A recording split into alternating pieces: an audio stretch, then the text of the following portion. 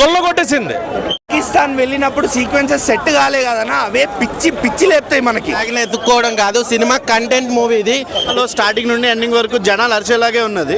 Best performance అనమాట అనిపించింది అన్న. తండేల్ చాలా బాగుందన్న. షూర్ షాట్ బ్లాక్ బస్టర్ అన్న. నాగ చైతన్యకి సాయి పల్లవి గారు యాక్టింగ్ చాలా బాగుంది. ఇది రియల్ స్టోరీ అండ్ డిఎస్పీ అయితే మ్యూజిక్ పరంగా చాలా ఎరగొట్టాడు.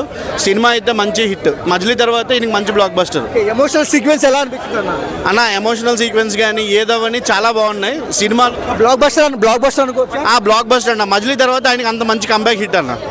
అండ్ పాకిస్తాన్ ఇండియా మత్స్యకారుల మధ్య యుద్ధం ఎలా అనిపించింది మీకు?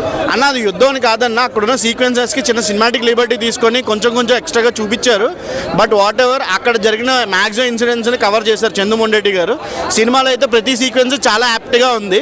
అండ్ కొన్ని మూమెంట్స్ అయితే నిజంగా హై ఇచ్చే మూమెంట్స్ ఉన్నాయి. అంటే వాళ్ళు నిజంగా జరిగాయి అని చెప్పేసి అన్నారు కదా, ఆ మూమెంట్స్ అన్ని ఆడియన్స్కి అయితే హై ఇస్తాయి. And pre interval, climax highlight. అసలు సాయిపల్లి డాన్స్ ఎరగదీస్తా అంటున్నారు. ఆవిడ అదా నువ్వేం మాట్లాడుతున్నావు? అప్పటి నుంచి ఇప్పటి వరకు ఎరగదీస్తూనే ఉంది. ఈ సినిమాలో దొల్లగొట్టింది. మంది లాగ్ ఉందంటారు, వాళ్ళకి ఏం చెప్తావు మరి? ల్యాగ్ అంటే ఇప్పుడు ఏమంటారు, ప్రతి మూవీలో ల్యాగ్ని ఎత్తుక్కోవడం కాదు, సినిమా కంటెంట్ మూవీ ఇది రియల్ లైఫ్ స్టోరీ కనుక ఇప్పుడు యాక్షన్ లాగా ప్రతి 5 minutesకో ఫైట్ సాంగ్ కాదు. ఈ మూవీలో సాంగ్స్ చాలా బాగున్నాయి, real story, real content. Chaitanya గారి యాక్టింగ్ చాలా బాగుంది. సాయి పల్లవి గారు డామినేట్ చేశారని ఇందాక ఎవరు అడుగుతున్నారు. సాయి పల్లవి కాదు, నాగ చైతన్య గారి యాక్టింగ్ స్కిల్స్ ఈ మూవీలో చాలా క్లియర్గా కనిపిస్తాయి. సినిమాలో ప్లస్ ఏంటి మైనస్ ఏంటి బ్రో? సినిమాలో ప్లస్ మైనస్, ఇది క్రియేటెడ్ స్టోరీ కాదు, real story. So story main big point. దాన్ని డైరెక్టర్ గారు చందు గారు తీయడంలో చాలా సక్సెస్ అయ్యారు.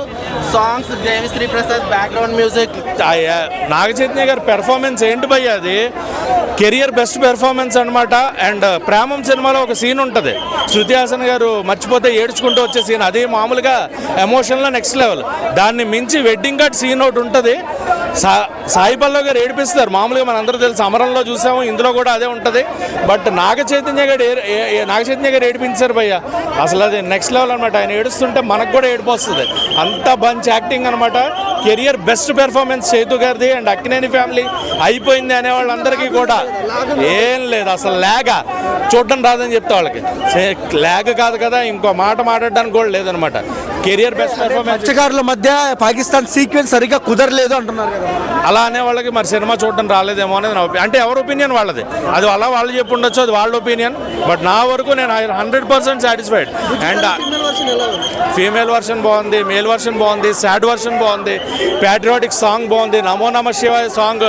చైతు గారికి డ్యాన్స్ రాదు అని అడిగే వాళ్ళకి ఆన్సర్ అనమాట నమో నమ శివాయ సాంగ్. చూడండి అది మీరు అందరూ కూడా. సాయి పల్లవి డామినేషన్ చేసిందా? సాయి పల్లవి గారు 100% ఇస్తే, మామూలుగా సాయి పల్లవి గారిని ఎవరు డామినేట్ చేయలేరు అంటారు. బట్ నాగ చైతన్య గారు 101% ఇచ్చారనమాట. సినిమా ఈజీగా క్లియర్గా సాయి పల్లవి గారు క్లియర్ డామినేషన్. అది అంటే ఆవిడ క్యారెక్టర్స్ అలా చూస్ చేసుకుంటుంది కాబట్టి దానికి తగ్గట్టు ఆవిడ యాక్టింగ్ చేస్తుంది. దానికి తగ్గట్టు మనకి ఆ డామినేషన్ అనేది క్లియర్గా కనిపిస్తుంది. సినిమా ప్లస్ ఏమనిపించింది? హైలైట్స్ నాగ చైతన్య గారు, సాయి పల్లవి గారు, వీళ్ళిద్దరికి పెద్ద ప్లస్ పాయింట్ చందుమొండెడ్డి గారు. అంటే పాకిస్తాన్కి వెళ్ళినప్పుడు సీక్వెన్స్ సెట్ ఎందుకంటే ఒక చేపలు పట్టే వాళ్ళ కష్టాలు ఏంది అంటే, అక్కడ ఒకసారి సముద్రంలో దిగాక వాళ్ళకి బార్డర్స్ ఎలా తెలుసుకోవడం అనేది తుఫాన్లు వచ్చినప్పుడు కష్టం. అది ఇంట్లో వాళ్ళ కోసం ఎదురు చూస్తూ ఉంటారు. మనం ఇక్కడ సీ ఫుడ్ హ్యాపీగా తింటూ బతికేస్తారు జనాలు, కానీ మనకు అది వస్తుందంటే వాళ్ళ కష్టం. ఆ కష్టం మనకి సినిమాలో ఖచ్చితంగా చాలా క్లియర్గా చూపించారు. అలానే వాళ్ళు పాకిస్తాన్కి వెళ్ళాక తప్పిపోయాక వాళ్ళు ఎన్ని కష్టాలు పడ్డారు, జైల్లో వాళ్ళని ఎన్ని చిత్రహింసలు పెట్టారు, అవన్నీ కూడా చందుమొండెడ్డి గారు హ్యాట్స్ ఆఫ్ చాలా బాగా చూపించారు. జైల్లోకి వెళ్తే బట్టలంతా తీసేస్తారు కదా, అలా చేశారు నాగ చైతన్య గారు హ్యాట్స్ ఆఫ్. ఈ స్పెషల్ విషయం నేను ఎక్కడా చెప్పలేదు, ఇది బాగా గుర్తు చేశారన్న.